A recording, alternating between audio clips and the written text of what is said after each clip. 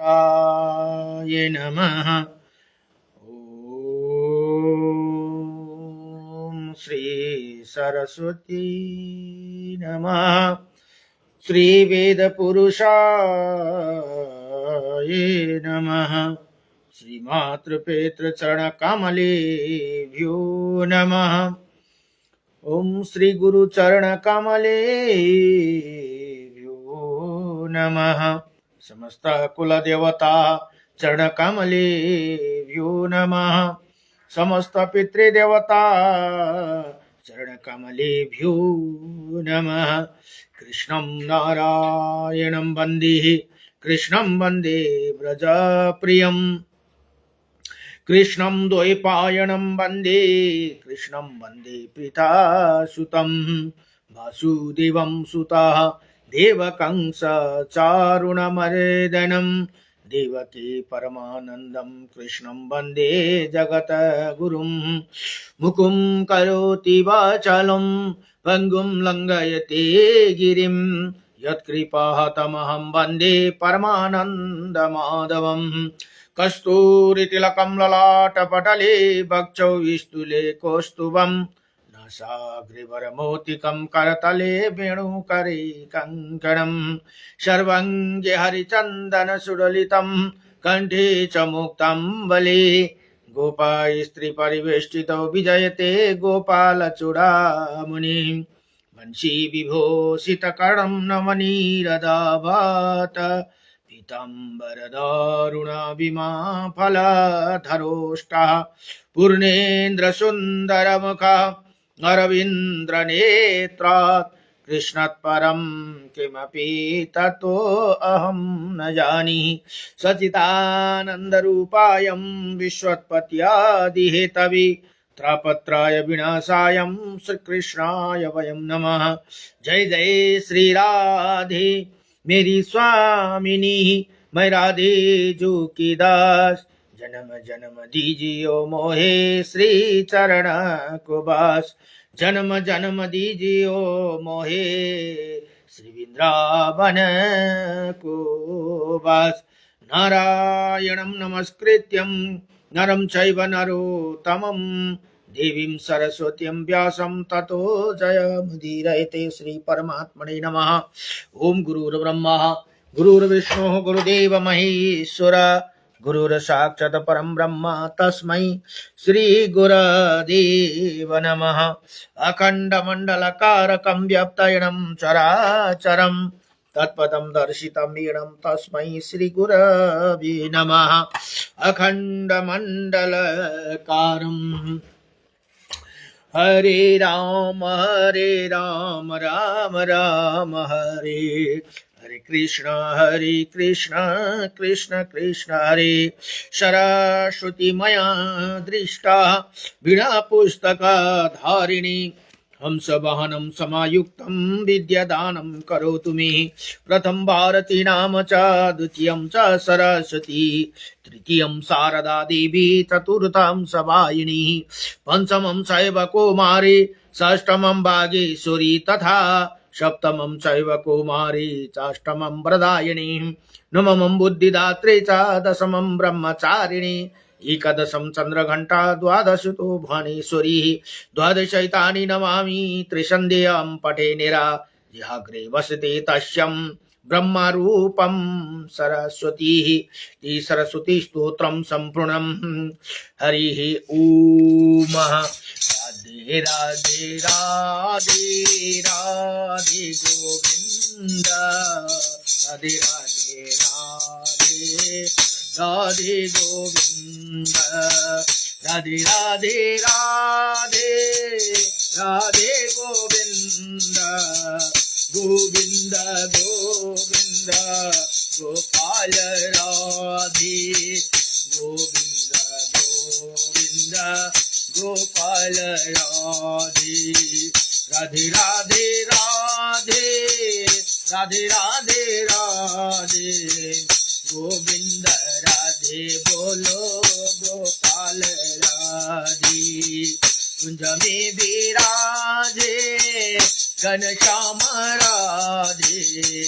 घनश्याम राधे राधे घनश्याम राधे जमे विराजे घनश्याम राधे जमे विराजे घनश्याम राधे कृष्ण गोविंद गोविंद राधे गोपाल गोपाल गोविंद राधे गोविंद राधे बोलो गोपाल राधे राधे राधे राधे राधे गोविंद राधे राधे राधे राधे गोविंद राधे गोविंद गोविंद गोपाल राधे श्रीमन्नारायण नारायण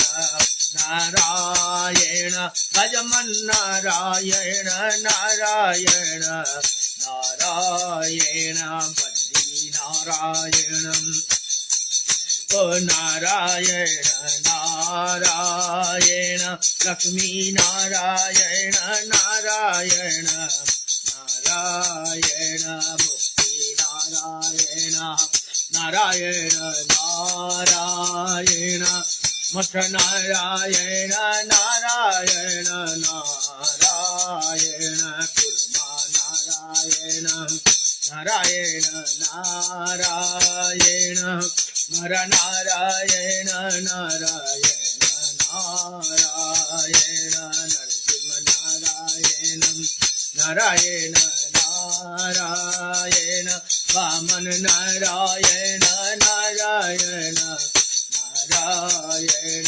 परशुराम नारायण नारायण श्री राम नारायण नारायण श्री कृष्ण नारायण नारायण श्री बुद्ध नारायण नारायण नारायण कल्की नारायण नारायण नारायण लक्ष्मी नारायण नारायण नारायणम् हरि ओम नारायणं परं ब्रह्मा नारायणं परं तप नारायणं परं देव सर्वनारायणं सदा रामाय रामभद्राय श्रीरामचन्द्राय वेदसे श्रीरघुनाथाय नाथाय सीताये पतये नमः एका चोइस जगतमा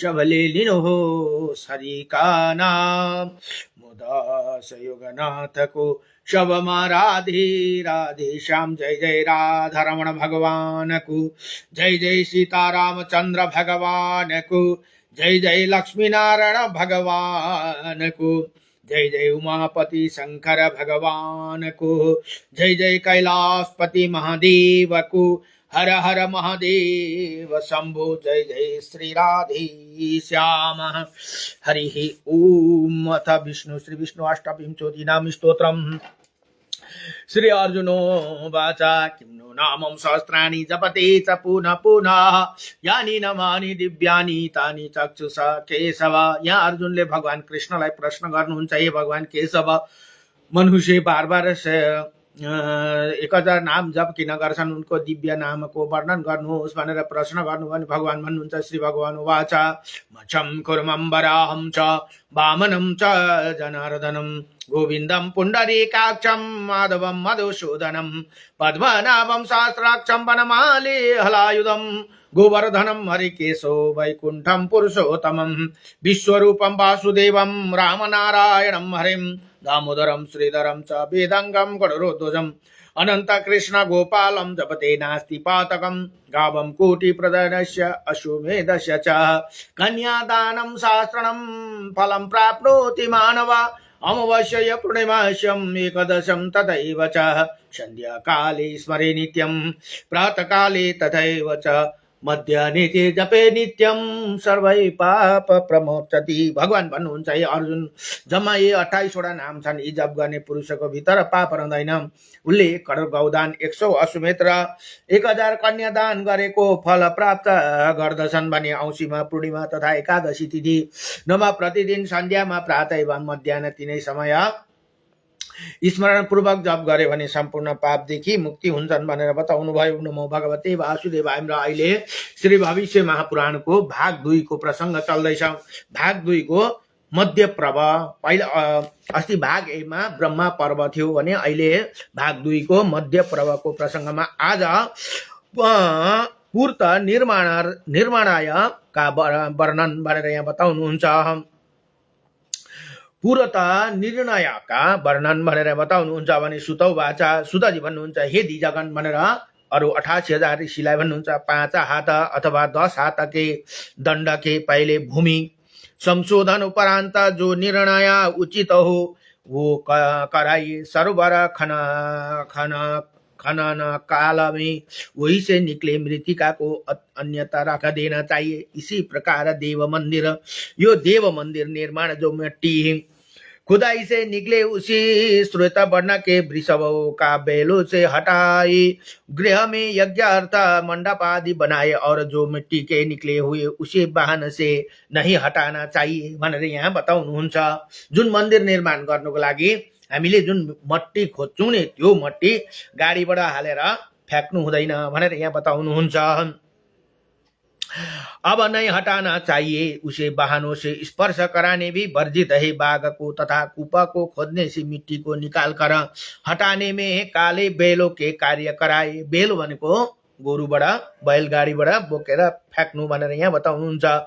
कराए वृन्द 3 दिन से मिट्टी का कार्य समाप्त करके 5 प्रकार के अन्न का बीज रोपण करे। यदि देव मंदिर निर्णय कार्य अथवा बाघ का कार्य हो तो तब 7 प्रकार के अन्न बीज रोपण करे। ये 7 बीज शत बीज भनेर भनिन्छ। 7 वटा बीजलाई मुंग उरद के रहेछ त 7 वटा बीज यहाँ भन्नु हुँदैछ। मुंग उरद धन्या तिल श्याम कागुनी मसूर तथा मटर सरस्यू राई मटर मुग उरद से ये 4 है। उरद मुग तथा श्याम का कागुनको, श्याम भनेको कालो, श्याम न कागुनको महिषीगण कहा गया है भनेर यहाँ बताउनुहुन्छ। सभी वर्ण वाले लोग सुवर्ण मृतिका का ग्रहण करे। अच्छी मीठी मिट्टी ले उसी सो उसे शास्त्रोक्त वर्ण वाली अनित्य माप की मूर्ति बनाए तथा उसी सूत्र लपेटे गृह निर्माण हेतु ये मूर्ति बनाए तथा बेल के स्तंभ सुबह चक्रकार तथा ध्वज स्थापना दिवस पर उसी मूर्ति की स्थापना करे। अब 12 उंगली का गर्त बनाकर ऐसे लकड़ी को गर्त बनाए जिसे लकड़ी के तोड़ने से दूध निकलने उसे तेल अथवा केश तेल के प्रज्वलित करे। ज्वाला पूर्वक की और हो तब सिद्धि पश्चिम की शुभ गति, दक्षिण में मरण तथा उत्तर में की और स्थिति होने से हानि होते भनेर यहाँ बताउनु भयो। अब भन्नुहुन्छ कल्पदिका में होने पर आपत्ति आती है।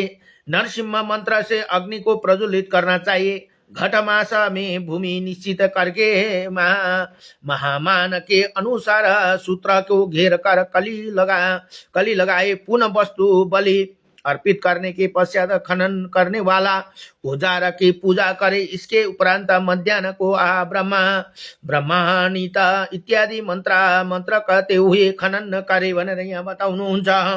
अब इस सुवर्ण स्पर्शित तथा रत्न स्पर्शित जल से स्नान कराकर वही घी मिश्रित शयत का लेपन करना होगा। ये सभी कार्य ईशान कोण की ओर होकर करे। इसी प्रकार कूप खन्ने तरीका है, यहाँ विधि बताउनु हुँदैछ। तो जो भी विद्वान है, विद्वानों ने कहा कि हे दीजा वास्तु बलि को बिना तालाब बनवाते हैं, वही तब उसी का आधा पुण्य राजा वैवस्वतः नष्ट कर देते हैं। हे विप्रेंद्र गण, परमाद प्रसाद महल बाग महाकूप गृह आरंभ में ये सब पहले वास्तु बलि देना देना नितांत आवश्यक है। साखू खेर पलास केसर बेल अथवा बकुल का ही स्तंभ का कील का कली काल में प्रस्थ है। उसी पार्श्व में कुत्ते के आकार को 2 ध्वज स्थापित के भने हो। प्रस्थ में उसके पार्श्व में कुत्ते के आकार की 2 ध्वज स्थापित करे जिसका उद्धार चक्राकृति हो भनेर यहाँ बताउनुहुन्छ। सरोवर हेतु ध्वजा सर्पकृत, कूप हेतु घटाकृत, उधान हेतु कमल आकृति वाली मंडप के लिए छात्राकृत, पुल हेतु कुत्ते की आकृति वाले विष्णु मंदिर हेतु गदाकृत, अश्वमेध यज्ञार्थ अश्वकृत, नर मेघ यज्ञार्थ नराकृत, गो यज्ञ हेतु वृषभकृत ध्वजा, गृह यज्ञ में ध्वजाकृत, शमशान में तथा गौ प्रचारार्थ चराने हेतु पिपलकृत ध्वजा प्रस्थ है भनेर यहाँ बताउनु भयो। अब भन्नुहुन्छ जिस यज्ञ में 1 लाख आहुति दी जाए उसमें चक्रकार ध्वज को कोटि आहुति वाले में हलालकार वृक्षारोपण में उनके मूल में नक्षत्र जैसे ध्वज लगाए। खेती की प्रस्थ शुद्धि भूमि में जिसे पहले सिंचाई से भर दिया गया हो वही वनपाल देव के पूजानो उपरांत नागराज सोम की पूजा करे। पुनः बीज संशोधन उसे लाल धारण आदि क्रिया को संपन्न करे। उसे रुद्र ताप से तापित करके 2 दिन में ही मंत्र से अभिमंत्रित करके पुनः विष्णु मंत्र का जाप करके गर्भधान करे तथा यस्यति इत्यादि मंत्र का 3 बार जप करके उसी शुद्ध करे तथा देहमीति इत्यादि मंत्र से 10 बार जल से प्रोक्षण करे। इसी प्रकार इसी मंत्र से 5 बार अवमंत्रित करना चाहिए। फिर त्रयंबके न इत्यादि मंत्र द्वारा बीज रोपण करे। शतम राजा शतम गण रजस्वला स्त्री जब स्नान से शुद्धि हो तब 5वें दिन गोद में लेकर उसका चुंबन करके उसी अभिमंत्रित करे भनेर यहाँ बताउनुहुन्छ।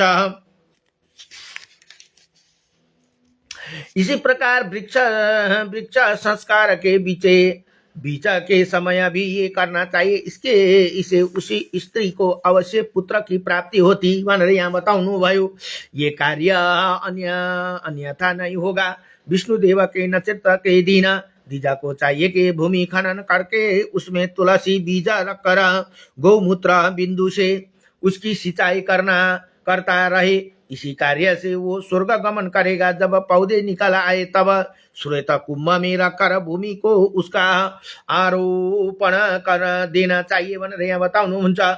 जो विधि रहता होकर कुआं बावली खनन करते हैं तथा उसी समय साथ ही आम आदि के वृक्ष लगाते हैं उसी पुण्य फल उनसे नहीं मिलता। उनकी अधोगति होती है। नदी तट शमशान अपने घर में दक्षिण और तुलसी वृक्ष लगाने वाला नरक गमन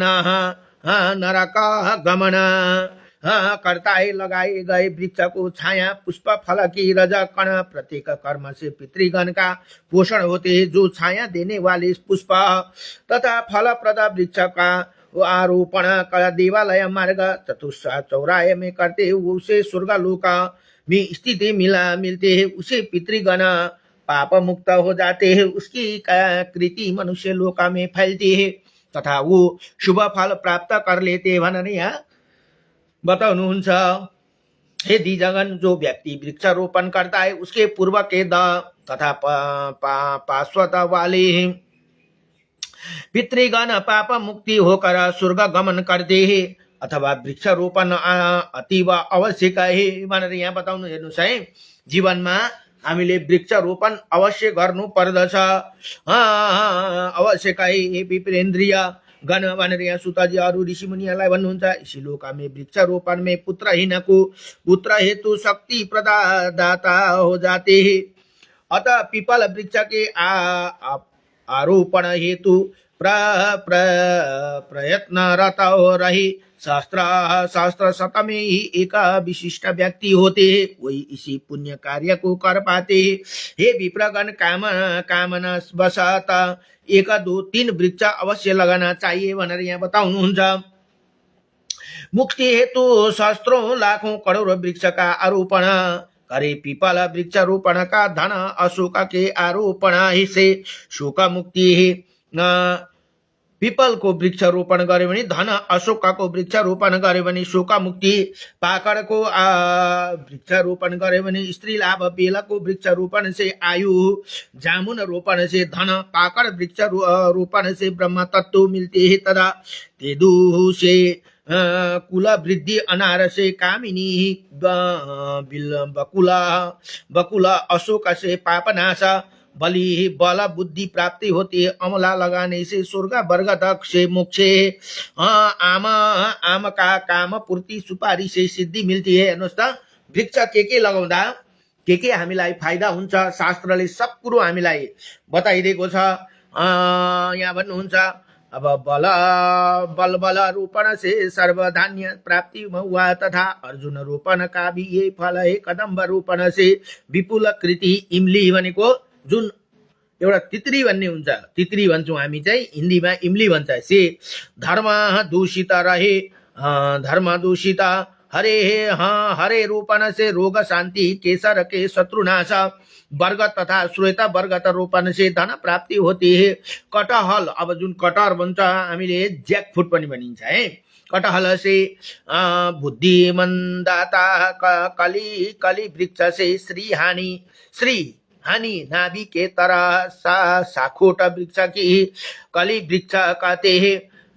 जवास रोपण से संतान नाशा, शीशम यो जवास भन्ने एउटा अब के हो, यो हिन्दी नाम हो, यसलाई पत्ता गर्नुपर्छ है। जवास रोपण से सन्तान नाश हुन्छ अरे, यो वृक्ष रोप्नु हुँदैन रहेछ है।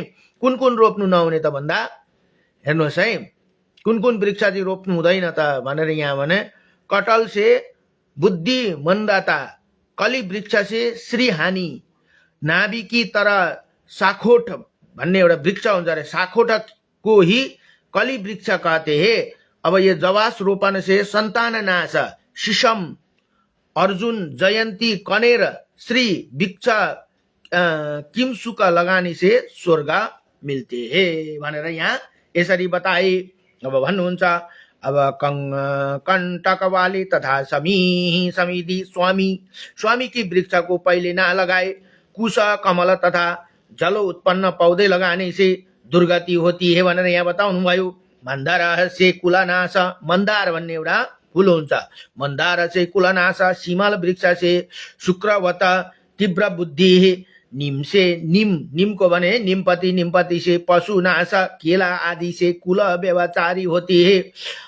यदि आहत के भीतर ये स्वयं उत्पन्न हो तब कुलनाश तथा पशु क्षय होते हैं। कानाद लगाने से शत्रु वृद्धि तथा बलपुग भन्ने यो पनि वृक्षकै नाम है, लगाने से श्रीहीनता आदि, बिना यज्ञ के सिंह का विरोध ना करे, और कृतु की विरुद्ध स्थिति में नरक की स्थिति प्राप्त होती भनेर यहाँ यसरी बताउनुहुन्छ। हजारों आम के पेड़ की तुलना में धातकी को 2 वृक्ष लगाने श्रेष्ठ है भनेर यहाँ बताउनु भयो। अब के लाउँदा के वृक्ष लाउँदा सर्वश्रेष्ठ हो त्यो बताउनु हुँदैछ है। तपाईले हजारौं आँपको रुख रोप्नु भयो, त्यसको तुलनामा यो धातकी भन्ने वृक्षको लगायो भने त्यो सर्वश्रेष्ठ। सैकडौं पटाल की तुलना में एक रक्तवट का वृक्ष, 2 सहस्त्रवट की तुलना में नाग केसर भन्ने वृक्ष, 5 वृक्ष उसमें उत्तम श्री वृक्ष भन्ने तथा जामुन के वृक्ष होते हैं भनेर यहाँ बताउनु। हेर्नु, जामुनको वृक्ष लगाउनु पनि ठुलो पुण्य हो भनेर यहाँ बताउनुहुन्छ। उसे उत्तम पर्णी वृक्ष तथा 3 तेदु 5 जामुन, कदम्ब, अर्जुन तथा नारियल के 3 वृक्ष उत्तम है। नारियल रोप्नु पनि सबसे उत्तम भनेर यहाँ बताउनु भयो। कई इन्हें अवश्य रोपित करना चाहिए। अब ये सुनिए कि ऐसे वृक्ष लगाने वाला धर्मात्मा को कौन सा फल प्राप्त होते? ऐसे वृक्ष को लगाने से सहस्त्र कोटि कल्प में 100 कोटि कल्प तक स्वर्ग को उपभोग करके अधिकारी वो व्यक्ति हो जाते भनेर यहाँ बताउनुहुन्छ। उक्त व्यक्ति को त्रिजन्म जनित पापों का नाश हो जा, 3 जन्मसम्मको पाप हाम्रो नष्ट हुन्छ भनेर यहाँ बताउनुहुन्छ। 100 वृक्ष का आरोपण करने वाला ब्रह्म तत्व का एक शस्त्र वृक्ष 100 र 1000 लगाने वाला विष्णु तत्व प्राप्त कर लेता है। जसले 1000 वृक्ष रोपण गर्यो उसले विष्णु तत्व प्राप्त गर्छ भनेर यहाँ बताउनु भयो। जो चैत्र मास में तुलसी का वृक्ष का रोपण करता है उसे मासिक कष्ट होगा, उसके मानसिक कष्ट होगा वैशाख में। अब हेर्नुहोस् है, तुलसी रोपनको पनि यहाँ बताउनु हुँदैछ, चैतमा रोप्नु हुँदैन भनेर यहाँ बताउनुहुन्छ। वैशाख कार्तिक ज्येष्ठ में मरण अषाढ में कृति, त्यही कारण अषाढको जुन हरिशयनी एकादशीमा तुलसी रोपण गर्नु पर्दछ है। यहाँ भन्नुहुन्छ अषाढ में कृति, श्रावण में परम गति, भाद्र में धन गमन, अश्विन तथा कार्तिका में क्षय हो, अश्विन तथा कार्तिका में क्षय होते हैं, अर्थात अश्विन तथा कार्तिक में तुलसी ना लगाई भनेर यहाँ बताउनु भयो। सेवा चाहिँ गर्नुपर्छ है, अब लगाउनु भएन त्यतिखेर चाहिँ अषाढमा रोपेर हामीले कार्तिकसम्म चाहिँ तुलसीको अथाह सेवा गर्नु पर्दछ। अश्विन तथा कार्तिक में तुलसी न लगाए। 3 प्रकार के तुलसी में श्वेता तुलसी श्रेष्ठ है, जुन सेतो रंग गरेको सेतो खालको तुलसी चाहिँ सबसे श्रेष्ठ हो भनेर यहाँ बताउनु भयो। 3-4 प्रकार हाम्रोमा मैले थाहा पाउँदा 3 प्रकारको, एउटा कालो, एउटा राम तुलसी हुन्छ, एउटा चाहिँ श्वेतो तुलसी, जहाँ हामीले त्यो प्लेन साइडतिर पाइन्छ सेतो सेतो कलरको तुलसी चाहिँ। यहाँ हाम्रो हिल साइडतिर यतातिर चाहिँ कालो खालको तुलसी हुन्छ। अब यहाँ भन्नुभयो, यहाँ के भन्नुभयो त भन्दा तुलसी में श्रेष्ठ श्वेत तुलसी श्रेष्ठ है। हे विपेन्द्र वृन्द, जो पिपल बरगद तथा श्वेत वृक्ष को जरा भी आघात पहुंचाते हैं वही ब्रह्मघाती है भनेर यहाँ बताउनु। वही वो ब्रह्मघाती है। के को भन्नु हेर्नुहोस् त, पिपल बर र तुलसीको जरालाई आघात गर्नु हुँदैन रे। त्यो आघात गर्यो भने त्यो व्यक्ति ब्रह्मघाती हो भनेर यहाँ बताए। डरलाग्दो कुरा। र जरालाई कष्ट दिनु भएन, पिपल बर र तुलसी को जरालाई ना आघात पहुंचाता है वही ब्रह्मघाती है। विपेंद्र, इनको जो जड़ से काटता है उसका कुल नष्ट हो जाती है। ऐसे व्यक्ति मुका होकर जन्म लेते हैं। अर्को जन्ममा ऊ लाटो हुन्छ भने मुका भनेको नबोल्ने है। वो नाना शारीरिक मानसिक कष्टों का पीड़ित रहते हैं। स्वयं प्राप्त गर्मी के अंत में शीतकाल में एक दिन के अंतर कुलस्ता उड़द मुग तिल यवा नित्य गीता दुगत केश तथा फल पुण्यप्रद होते भनेर यहाँ बताउनुहुन्छ। भेड़ा काक के चूर्ण यव चूर्ण गोमांस जल को 7 रात्रि ढक कर रखे। इनमें एक सभी वृक्ष को फल पुष्प आदि की वृद्धि करते हैं। और रोमा रहु मछली के पित्त के साथ धनिया मिलाकर रखे भनेर यहाँ बताउनु भयो। इनमें उनके वृक्ष की वृद्धि होती है। तीन तड़ी के बीच को ईखा के दंड से मर्दन करे। इसे अशोक तथा प्रेषक वृक्ष में वृद्धि होती है। नारियल के जल में मोम जलाकर वृक्ष को सींचने से, विशेषतः सुपारी को सींचने से उसमें अंकुर निकल आते हैं। दशा शिरा के बीज मिलाकर सींचने से उनमें प्राण संचार होते हैं। गौ आदि के बच्चे होने से पूर्व के द्रव्य को बकरी तथा भैंस के जरा प्लेसेंटा में मिलाकर उसी जल को वृक्ष के आगे लगा रखे। इसमें विचार ना करे। इसमें आम्र फलों के अत्यंत वृद्धि होती है। भेड़ों तथा बिताल की लपसी बनाकर उसमें 1 मास पर्यंत राई छोड़कर मर्दन करना चाहिए। फिर उसे 3 दिनों तक गुआ के वृक्ष में घिरे। इसका मृतिका वृक्ष भी शीघ्र जीवित हो जाते, तथा जो म्रियमाण है वही भी जीवित हो जाते। नीम के पत्ते के योग पात्र शतावर पुनर्वा तथा क्षीरा का जो रक्त पत्र में मिलाकर 3 दिन धूप देनी चाहिए।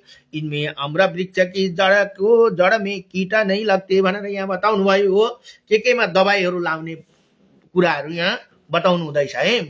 अब वृक्ष में अंकुर शीघ्र निकलने का उपाय वो बताता हूँ। मछली के जल से सींचने पर आम्रा शीघ्र तथा अत्यंत बढ़ते हैं। ये पाक ब्रह्म तथा लाल अनार के लिए अत्यंत प्रस्त, केतकी तथा जवा के लिए जल मिश्रित गोमांस प्रस्त है। और इसके क्षीर युक्त वृक्ष तंदुका कर मर्दका तथा बल बढ़ते हैं। सुख ताल सुपारी के मांस गंध तथा रज मज्जा उत्पन्न होते हैं। रोमा रहू मछली के जल में नारियल के उसे तेल गंध तथा गिरे की वृद्धि होती है। शहद श्रेठी मधु के जल से सामान्य वृद्धि होती है भनेर यहाँ बताउनु भयो। के था भनेको कय त भनेको खैर तथा बेला की वृद्धि हेतु उनके गुण मिश्रित जल से सींचे। जूही चमेली कुंदूर रंतिका में गंध जल तथा श्रुत बढ़ाने के लिए सांपों के कांचुली को धूप प्रदान करे। कछुए का मांस अन्न रस तथा बिडंगा के पुष्प को गांव के मध्य तथा गलियों के जो वृक्ष उनमें देने से उनका अत्यंत वृद्धि होती है। मयूर के पंख तथा बकरी के 7 रोम को रेड़ी के तेल में मिलाकर आधी रात में धूप देने से वो वहां से मूषक भाग जाते हैं। हिंग तथा कुसुम को मिलाकर धूप देने से हिंग भन्ने पाउँछ है। हिंग र कुसुम को मिलाकर धूप देने से यही कार्य होते हैं। अब कृतिका नक्षत्र के समय हाथी तथा रीच के मल को जल मिलाकर आधी रात के समय सींचने से छात्र मूल नष्ट हो जाते भनेर यहाँ बताउनु भयो।